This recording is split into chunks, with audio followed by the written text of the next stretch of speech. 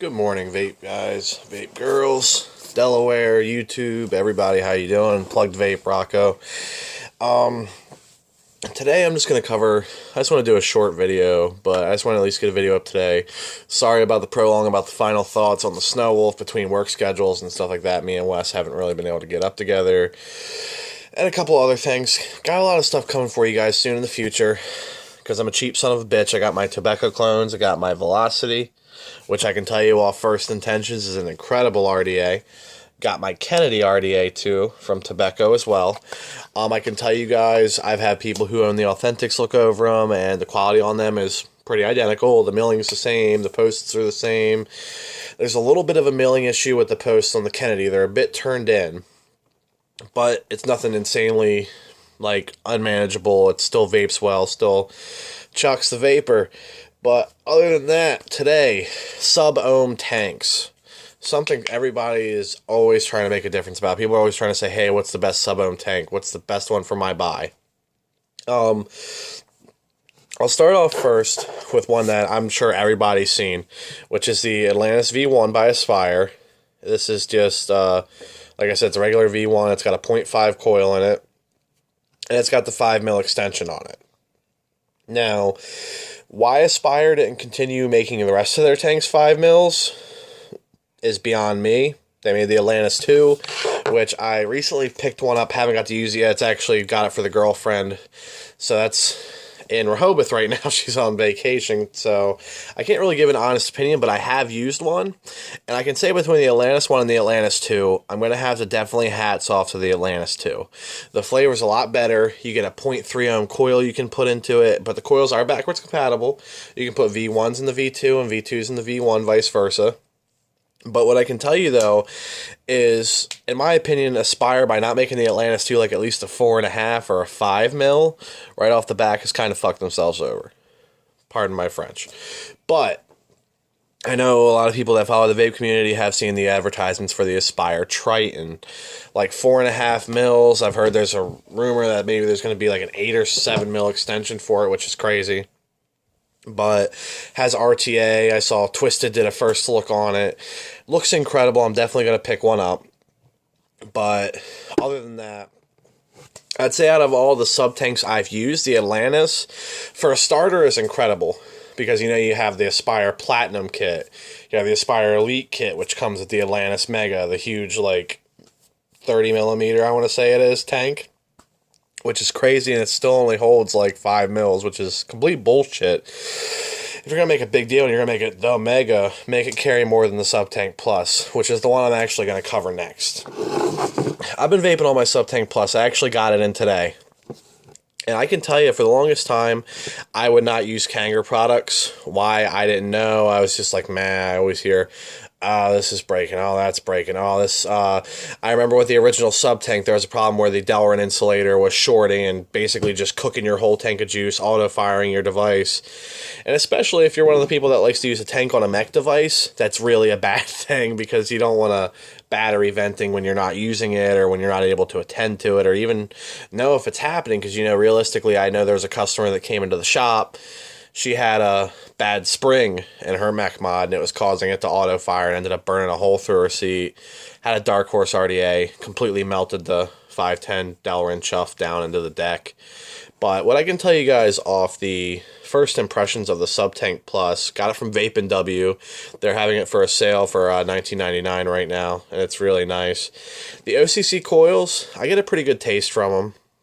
I haven't used the rebuildable deck on it yet. I will be doing that probably in the next couple days. I'll be giving a full review, even though I'm kind of late on the whole Sub-Tank Plus. I'll be doing a full-scale review on the Sub-Tank Plus and basically giving you the pros and the cons and what I buy one and my final thoughts on it. But I can tell you the flavor out of it's nice. Definitely a Haas of a tank. Holds 7 mils with the RBA and 7.5 mils with the OCC coil. You can see I'm running the .5 OCC coil in there. It's got it on my brand new IPv4. Running it at 22 watts, comes out to about 3.6 volts. I like to run the sub-tanks in the whole 3.6 area just because I don't like burning through coils fast because coils are expensive. But yeah, 22.5 watts. Let's give it a vape.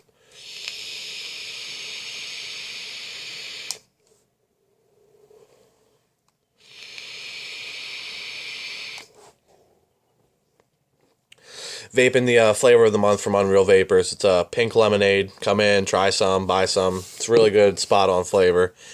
But what I can say is the Subtank Plus, with my Kanger bias, I'm kind of regretting it now for not getting one as soon as I could have. But I can say, out of all the Subtanks I've used, I haven't used the RBA part yet, but it's actually starting to rank pretty high up on my personal list. Don't have it with me. Girlfriend has the Arctic. I've used the Arctic by Horizon Tech. I'm going to have a lot of people give me some heat for this. I'm an airflow junkie, but the airflow in the Arctic is just too much. Realistically, yeah, you can adjust it and everything like that, but you have 4 open air slots, which are like, ironically, when I saw it, the size of them, it reminds me of like the size of a micro USB port for the airflow holes. But the airflow on it's like whistly. Like you draw on it, and you're not getting nothing. The flavor's dull, next to none, unless you're vaping a 50-50 VG-PG blend, and who's doing that in a Subtank, really, for the most part, unless you're running the 1.2, because I know they do make a 1.2 coil for it. The 0.5 for that device is kind of dull, and the 0.2, I don't feel like it can handle as much stress as most people that are sub-ohming that low, especially on a tank device, would want to put on it. They are OCC cotton coils, but it's just something about the Arctic is rubbing me wrong. I had tried vaping Lana by Pinup Vapors, which is like a 95.5. It's a really thick juice, and I'm constantly getting dry hits on it. But being it said, the Arctic is probably one of my least favorites that I've experienced. Granted, it's an inexpensive tank. If you're just getting the sub-ohming and you're going to be doing the 50-50s and the 70-30s and maybe even the 80-20s, yeah, it's going to be great for you. And the bottom dual turbine coil is actually pretty nice. Well, it has 2 coils stuffed into the bottom of the coil head. It has nice big juice slots on each side for the OCC to get saturated. Next, and my final sub-tank is, in my opinion, the best sub-tank I've ever used. I recommend it very highly. It is the Heracles by Sense. The airflow on it's phenomenal. I can tell you right away that I'm more than impressed with it. It definitely chucks the vapor. I have the flavor Iced Fire in here right now. I had a little bit of a cold. It's like a cinnamon menthol. I had a little bit of a cold the other day, but I can tell you this tank is incredible. Got a tugboat tip on there. Serial number 496. It's authentic tugboat tip. Other than that, it comes with a replacement glass right out of the box. And here's the part where I'm going to blow a lot of people away. I haven't seen a lot of Heracles reviews on YouTube, and I haven't seen a lot of people talk about the Heracles, which surprises me. Like, I've seen Rip, like, in 1 or 2 videos, like, oh, hey, I'm using this box mod, oh, I got a Heracles on it. And that's all anyone says about it. Now, granted, it's a pretty inexpensive tank. We carry them for $50 at Unreal. And I know that some people like to buy their stuff offline. Granted, I'm sorry if you guys feel like I'm just advertising the shop I work at a bunch, but I'm not trying to do that. I'm just trying to help everybody out and know that there's a local area where you can get these supplies. But it comes with a 0.6 coil, and we just got in the V2s, and it comes with a 0.6 and a 0.2 ohm coil.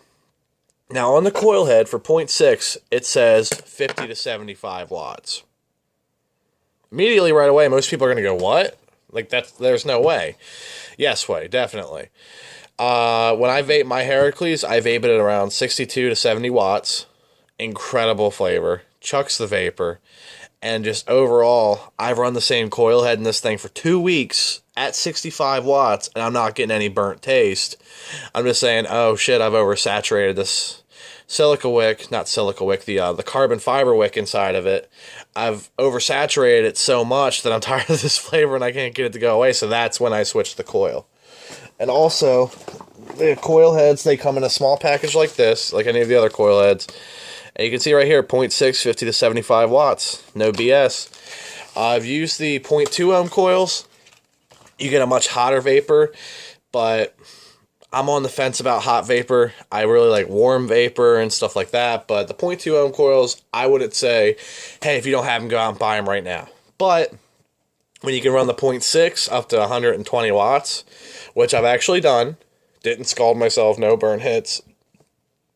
It's a very hot vapor, but you're not going to worry about burning your wick up and sucking your wick up through the atomizer either. Of all the tanks I can say that I've used, I recommend the Heracles tank strongly. I can tell you that you can get them just about anywhere online, but like I said, we do have them at the shop. So if you want to come in, I can let you try mine. I don't mind at all. I'll let you try mine. But like I said, I've been vaping on this setup. I'm pretty happy with it. The IPv4, I don't like the way the battery door feels on it. I'll be doing a final full case review on the IPv4. I remember I did a first look about 2 weeks ago, but now that I personally have one, I'm going to vape on it for a few days. But other than that, the Heracles tank, I recommend that one the most. The next couple days, I'll be having a full-scale review on basically Kennedy versus Velocity, and tell you guys which ones I think overall are the best ones. I can tell you the Velocity is stupidly easy to build on because of the post holes. It's kind of like the Petrie by Dot Mod. But other than that, in the next few days, I'm going to be having those 2 RDAs coming up. I'm going to have my Snow Wolf final view. I'm going to have a lot of interesting things for you guys in the future. I have a lot of new stuff coming in the next couple weeks, trying to keep stuff surprise, you know. I'm not on any level where I'm getting stuff early or anything like that yet, but I'm just gonna, I don't mind reviewing old products either. And personally, if you guys want to tell me any old products that you know is like, hey, Rocco, do you want to review a Dogue V2 or a Tobe, or I'm going to be doing a full review on the Freak Show by Wotofo soon. I plan on picking up the Phantom mod and the Cube RDA as well. But other than that, like I have a Dimitri box mod I've reviewed, my Cherry Bomber, my SIG 150, all that stuff. I sold my SIG 100 Plus, but other than that, I got a lot of juice in from a customer today. They helped me out. They gave me a couple bottles of juice. They just had some stuff from their sample box they didn't want anymore, so I took it. They gave it to me. But other than that, that's all I really have for you guys today. Remember, stop in, try some pink lemonade. The stuff's spot on.